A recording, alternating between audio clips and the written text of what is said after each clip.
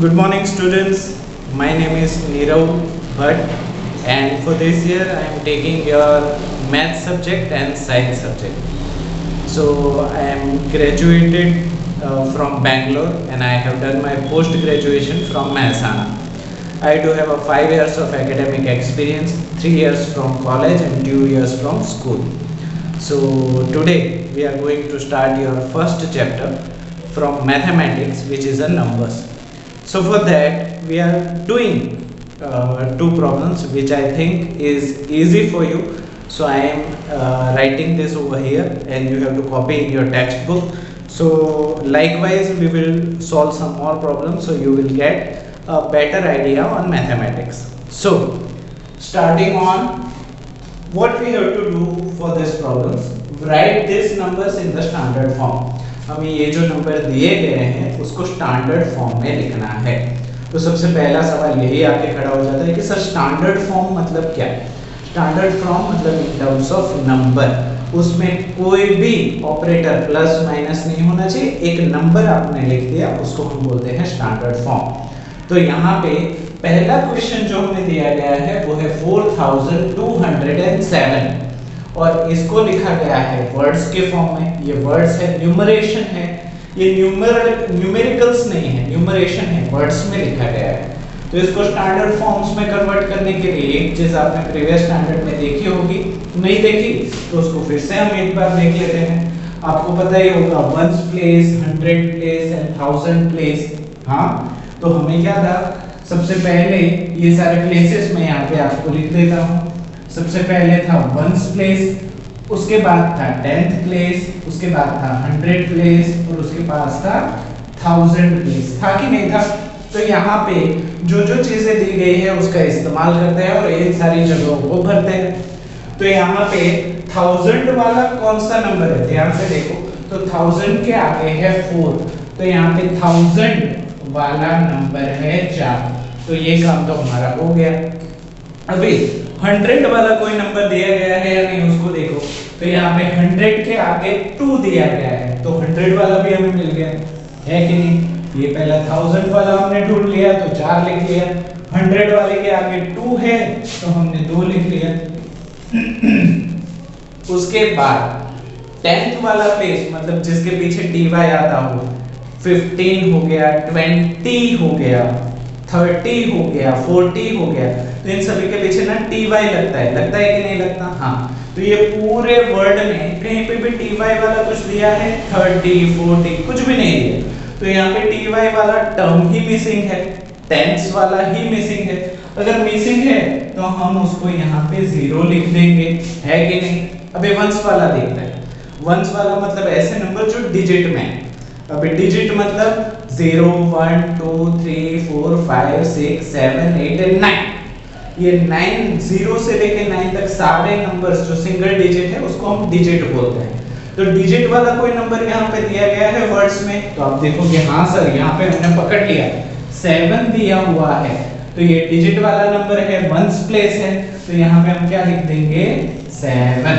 तो यहाँ पे आप ध्यान से देखो तो हमारा नंबर बन गया। क्या बना? 4207। क्या हो गया? 4207। और इंडियन सिस्टम के हिसाब से यहाँ पे एक कॉमा लगा देंगे तो हो गया 4207। 4207। तो हमारा स्टैंडर्ड फॉर्म मिल गया। तो यहाँ पे ये हो गया हमारा आंसर। हुआ कि नहीं हुआ? चलो इसी तरीके का दूसरा प्रॉब्लम देते हैं जो यहाँ पे नीचे लिखा हुआ है। क्या करेंगे? सबसे पहले ये सारी चारों चीजें लिख लो। क्या था? 1000, बाद में 100, बाद में टेंस और वंस। अभी इसको हम पूरे वर्ड में ढूंढ लेते हैं कौन कौन सी चीजें क्या क्या कहां पे है। तो यहाँ पे देखो 1000 वाले के साथ कोई नंबर जुड़ा हुआ है तो आप बोलोगे हाँ सर 1000 वाले के साथ 8 जुड़ा हुआ है, तो 1000 के बाजू में लिख लो 8। हो गया कि नहीं हो गया? Very good. अभी 100 वाला कोई नंबर इस पूरे वर्ड में है तो आप बोलोगे हाँ सर 100 के बाजू में है 6, तो यहाँ पे लिख लो 6। तो ये भी हमारा हो गया। अभी जो इसमें मिसिंग था इसमें मिसिंग नहीं है, देखो 70 दिया गया है, 20, 30, 40, 50, 60 इस सभी के पीछे ty आता है, तो उसका मतलब है वो 10th प्लेस लगाते हैं। तो 70 है तो ये डेफिनेटली क्या है 7 है, तो 10th प्लेस भी हमें मिल गया। अभी सिंगल डिजिट वाला कोई नंबर दिया गया है तो बोलो हाँ, तो बोला 6 दिया गया है, तो 1st प्लेस इज 6। तो यहाँ पे आप देखो तो हमारा नंबर मिल गया है 8676, 8676, यहाँ पे कॉमा लगा दो 8676 जो कि है हमारा आंसर। तो मैं वीडियो को पॉज कर रहा हूँ, अभी बाद में हम दूसरे दो प्रॉब्लम करते हैं, आप भी वीडियो को पॉज करके इन दोनों के आंसर लिख लीजिए, ठीक है। Now we are going to do 2 more problems, उसके बाद हम इस सेशन को यहाँ तक ही रखेंगे, नेक्स्ट क्लास में हम वहीं से शुरू करेंगे जहाँ से बाकी है।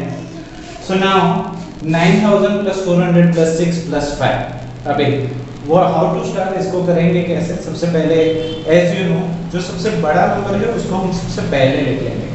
So for this 9400, 60 and 5, you know that कि सबसे बड़ा नंबर है 9000, उसके बाद है 400, उसके बाद है 60, उसके बाद है 5।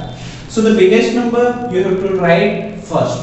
सो 9000 you have to write first, तो 9000 तो हमने ये लिख लिया। उसके बाद हमें सेकंड लार्जेस्ट नंबर 400 इस तरीके से लिखना है। यहाँ पे देखो ऑपरेटर क्या है, plus, means we have to add this thing. अभी हम इसको ऐड कर रहे हैं तो 400 इस तरीके से लिखना है जिससे राइट से स्टार्ट होके लेफ्ट में हो, तो 004, तो 004, तो यहाँ पे जगह खाली रहेगी। गलती से भी यहाँ पे जगह खाली मत छोड़ना वरना प्रॉब्लम ही गलत हो जाएगा। ऐसे लिखना है जैसे राइट साइड पे एक लीनियर फॉर्म आ जाए।